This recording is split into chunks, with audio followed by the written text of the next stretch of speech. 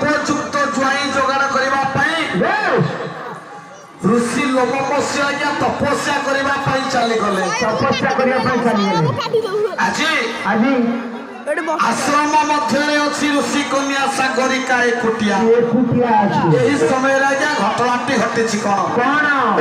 ଆଉ ଏକାରେ ସାଗର ସୁତା ସାଗରିକା ସାଗର ପ୍ରାଣରେ ଭ୍ରମରେ